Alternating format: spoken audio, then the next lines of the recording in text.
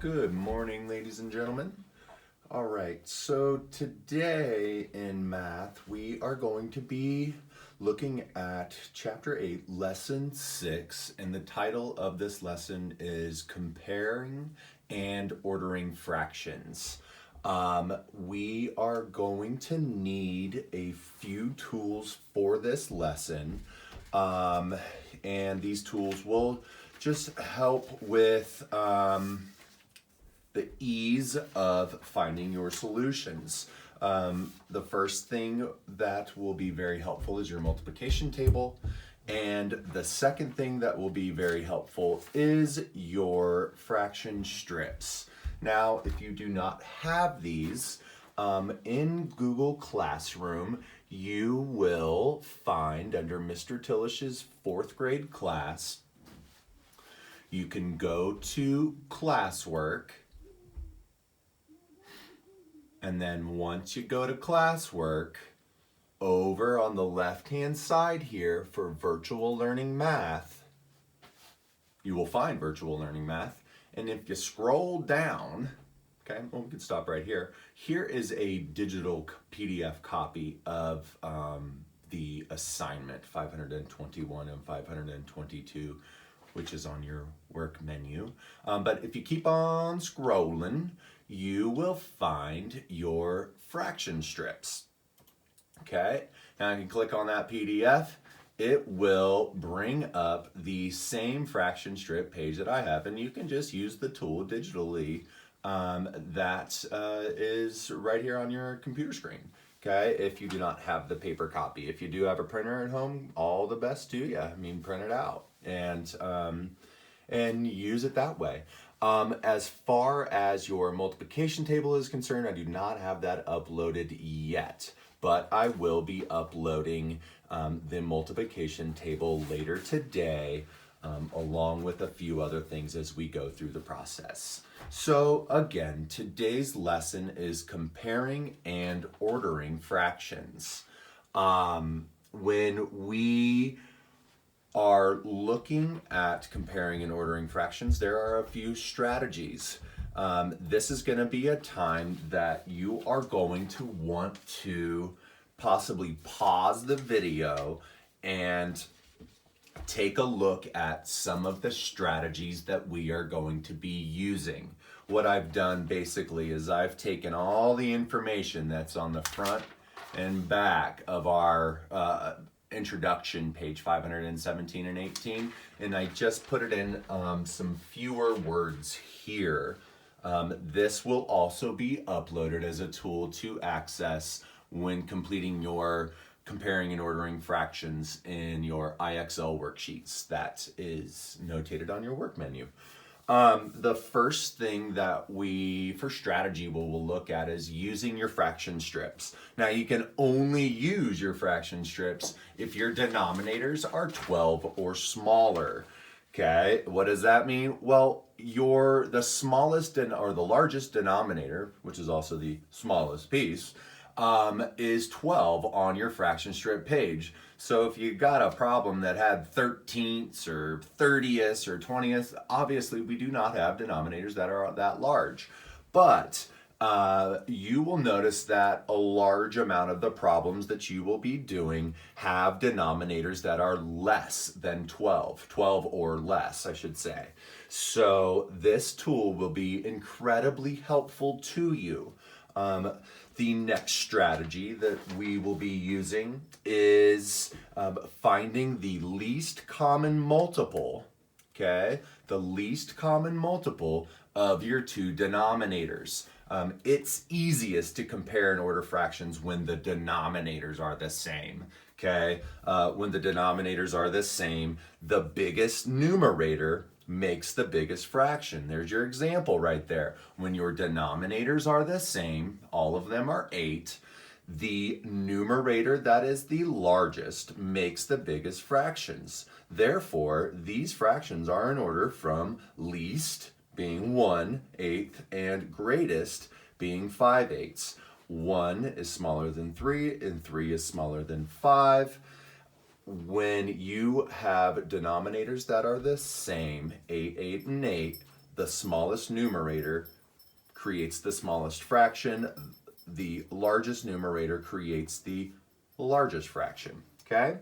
The final strategy for ordering and comparing fractions is to find the least common multiple of your numerator. Now, that means that you are striving to make your top number the same. When the numerators are the same, this is kind of where it gets a little bit wampus, crazy, confusing. It just kind of seems like it's the opposite of everything you've been told since you've been in school.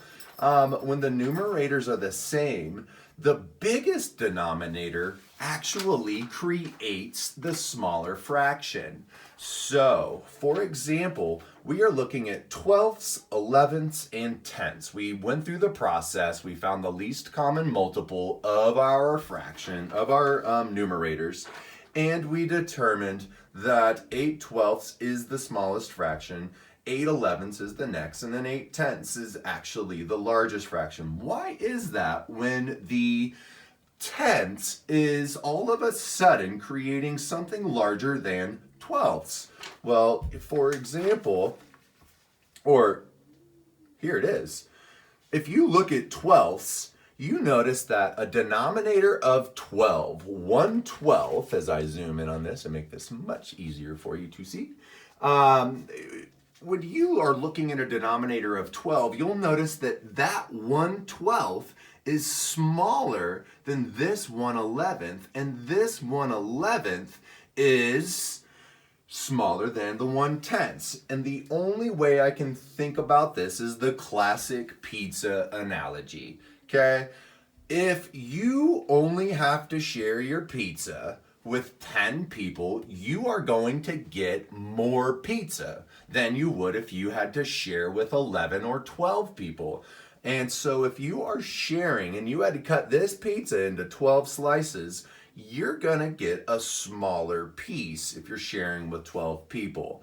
If you are sharing with 11 people, you're gonna get a bit larger of a piece than if you were sharing with 12 people. And the same goes for 10. This is the reason why 10 or 1/10 is larger than 1/11th and 1/11th is larger than 1/12th. The fraction with the largest denominator has the smallest piece, creates the smallest fraction, okay? So the fraction strip is going to be incredibly helpful for us when comparing fractions. The multiplication table is going to be incredibly helpful when listing the multiples. And our little information guide here will also help to guide us through the process of comparing and ordering fractions. So, as a reminder, your assignment is to do page 521, which you'll notice is simply an example for you to use, and really you'll be completing 522. Just a heads up, you'll notice that all of your fractions have denominators that are 12 or smaller. That means that this chart is going to help you incredibly. However, I do want you to use all three strategies. I want you to practice all three strategies, okay? That is going to prepare you much better than if you just stick to one strategy right now, okay? So practice all three, and then eventually you'll find the strategy that works best for you, and you'll be able to stick with that. But for now, I want you to practice all three, please, okay? All right. So as we dive into this, what we are going to be doing is a few problems from your independent practice, page 519 and 520. I would like to take a look at the word problems on the back, okay? I'm going to be using the word problems for our examples so that we can kind of stick to our routine that we're used to in math lessons in the classroom, okay? So the first strategy that I want to do, and remember, we're comparing and ordering fractions. That means which fraction's bigger, which fraction's smaller, and sometimes we take that information and we can order fractions, okay? So we'll be doing a little bit of both using 3 strategies. All right, number 18. Which meat makes up the most of Mr. Collins' sandwich? Okay, now Mr. Collins' sandwich is not inside of the problem itself. Rather, Mr. Collins' sandwich is over here on the right-hand side. So we've got T for turkey, and we notice that that is 1/3 of Mr. Collins' sandwich. Okay? Then we have ham. That is 2/4 of Mr. Collins' sandwich. Okay? And then we have the roast beef, which is 1/6 of Mr. Collins' sandwich. Now, our job is to compare these because it asks which meat makes up the most of Mr. Collins' sandwich. So which meat is there more of than compared to the rest? Okay, so which meat makes up the most of Mr. Collins' sandwich? The first strategy that I would like to use is using our fraction strips. We are dealing with thirds, we're dealing with fourths, and we're dealing with sixths. So as I look at my fraction strips, I'm gonna be focusing on the thirds, the fourths, and the sixths. So let's start with thirds. I've got 1/3, okay? There is 1/3 right here. That's a big piece. I'm already thinking in my head, wow, that could possibly be the biggest fraction. Then I look over at 2/4. I got 1/4, and then I have 2/4. Immediately I see that 2/4 is, well, equivalent to 1/2, right? And it's also larger than 1/3 is. So at this point, 2/4 is larger than 1/3. Then I have my 1/6. I'm already going back to what I just said. The larger denominator often makes the smallest fraction depending on the size of your numerator. And since I only have 1/6, I'm over here with this little bitty tiny little piece. And to be honest, if I was making a sandwich, I'd probably put the least amount of roast beef as possible on my sandwich. So let's review. What did we just do? We just used our fraction strips to compare these 3 fractions. Okay, so 1/3 pretty large, 2/4 much bigger, and 1/6 is little itty bitty tiny. So we have 2/4. If we were going to order these fractions from least to greatest,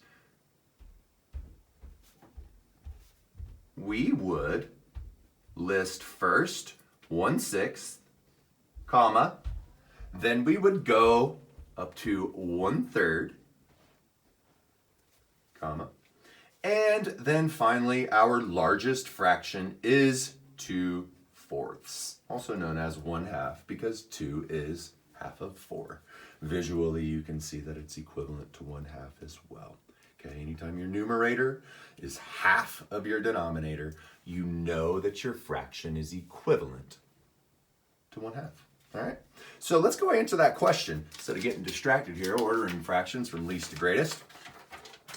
We are answering the question, which meat makes up the most of Mr. Collins' sandwich? And that is 2/4. Okay? Ham makes up the most of Mr. Collins's sandwich. Okay? Beautiful. And I misspelled sandwich, I'm sorry. How dare I be the spelling bee coach and misspell sandwich. Okay. Now, let's take a look here. We want to take a look at, well, number 19. We have a little lady. Her name is Aisha. Okay. It's a great song from the 90s called Aisha. Ate 1/4 of the carrots in the bag. Enrique ate 3/12 of the carrots in the bag. And now it says compare the amounts of carrots that they each ate. Now, what can I do? Yes, I can certainly use, as I organize this for us visually, I can certainly use my fraction strips, but I am going to take us to the next strategy, which is finding the least common multiples of our denominators. Now, Aisha ate 1/4, okay? So we have 1/4. So we're gonna use the denominator 4 and we're gonna find the least common multiple of it. And then Enrique had 3/12. And we are going to list the multiples of 12 in order to find the smallest multiple that both 4 and 12 have. This is where your multiplication table is going to come in handy.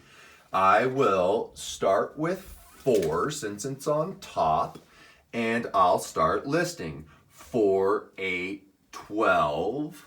Oh, let me get this in the view here. Listing my multiples of 4 requires that I find the factor of 4 on the outside of my table, and everything inside this multiplication table next to 4 are its multiples. So we have 4, we have 8, and we have 12. And why would I stop at 12? Because I know 12 is also a multiple of 12. That is likely going to be the least common multiple.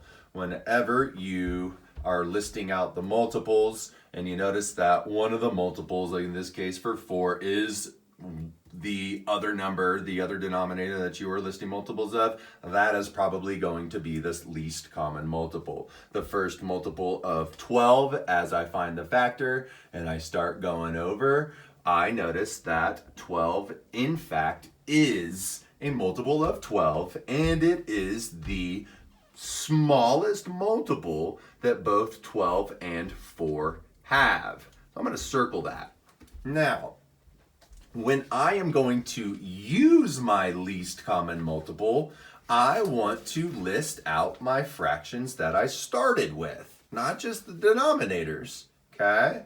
So my two fractions that we're working with are 1/4, okay?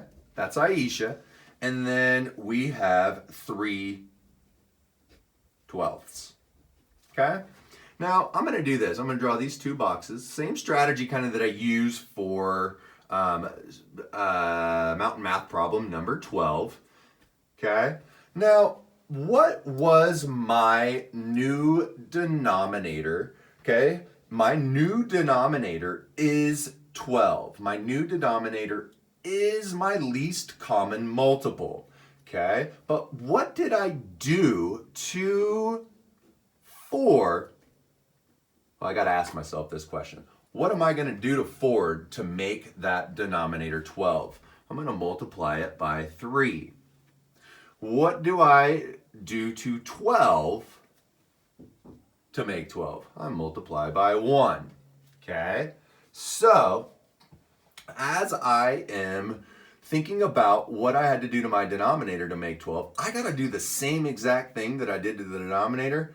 I got to do the same exact thing to my numerator, okay? So 1 times 3 is 3. So my new fraction's 3/12. And then what do I do to 12 to make 12? Well, I have to do the same thing to my numerator. So 3 times 1 is 3. Now we have to compare our fractions, Okay, the question is, compare the amounts of carrots that they each ate. Now, when I go to do that, I have my new fraction of 3/12, and that's Aisha, right? Because she originally ate the 1/4. There's my 1/4.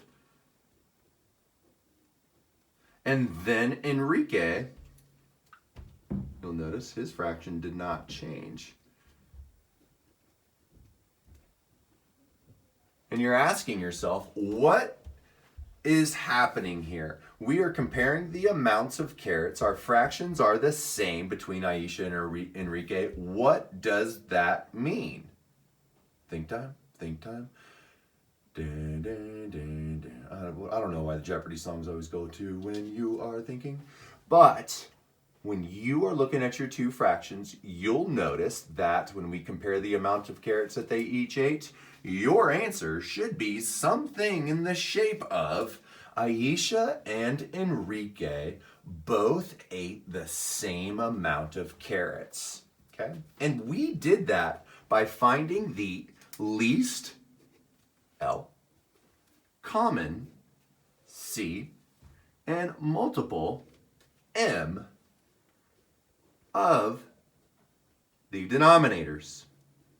That is our second strategy for comparing and ordering fractions. Gotta love it when your fractions end up being the same denominator, same numerator. All right, cool.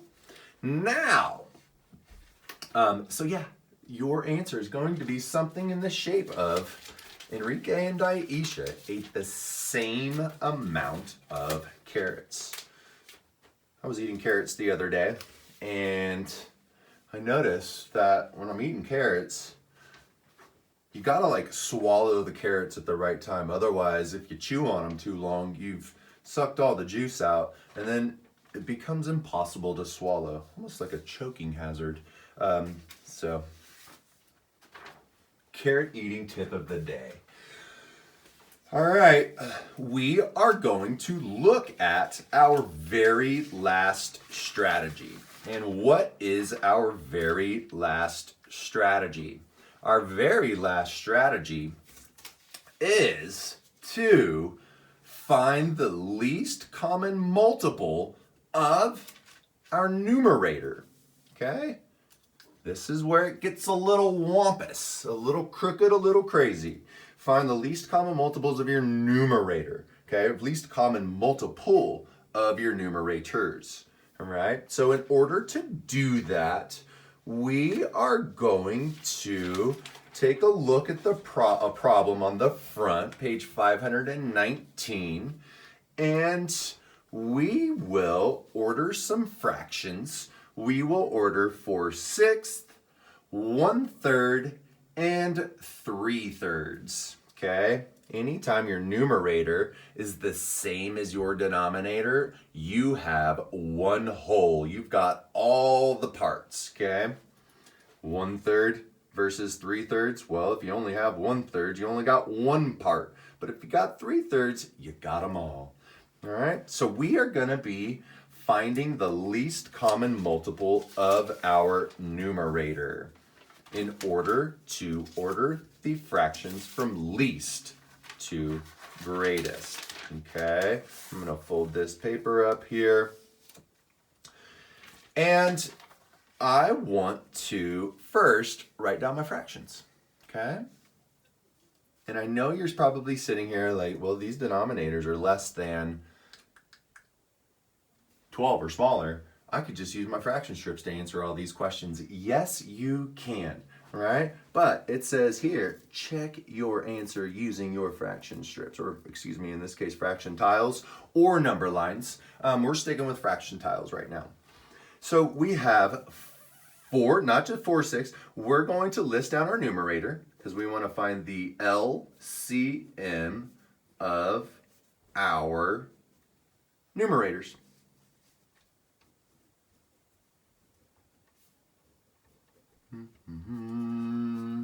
And we notice that we have 4 as our numerator. Okay, for 4/6. We have 1 as a numerator. And we have 3 as a numerator. I'm already thinking about my multiples here that are going to be the same, our least common multiple, and I predict that it's going to be 12. All right, so 4, okay, so remember, you're going to be using your multiplication table. Okay, you're going to find 4, start listing all the multiples across, you'll find 1, list all the multiples across. Okay, you don't have to list them all, just list them until you think you've found a good stopping point. And then we will list the multiples of 3. Okay, those are our 3 denominators.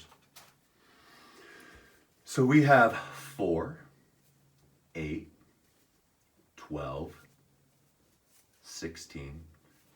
I'm going to stop there.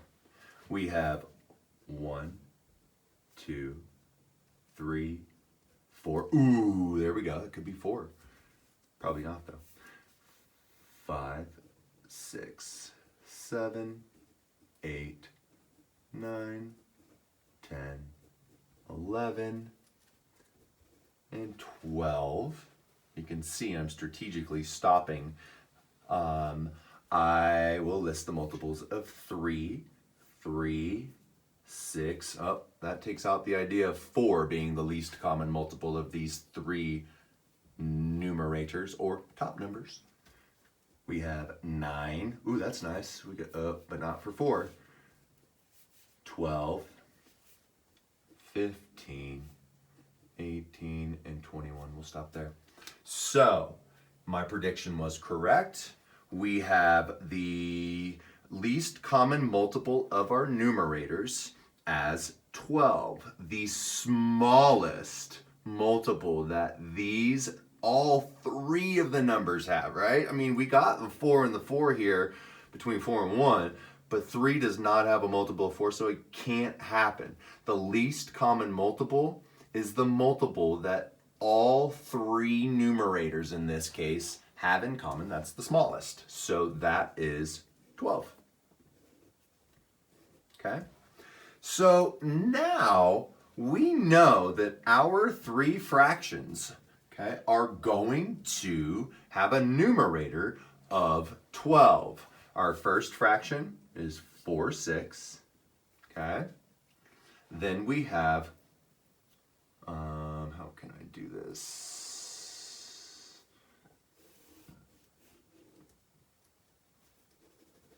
We have 4 6. We have 1/3. And we have 3/3. Okay? Now, what did we multiply 4 by to make 12? We multiplied 4 times 3 to equal 12. Whatever we do to any of the numbers in a fraction, whether it's the top or the bottom, you have to do it to the opposite. So in this case, whatever we did to the top, we got to do to the bottom. Multiply that by 3. Here we are at 18ths.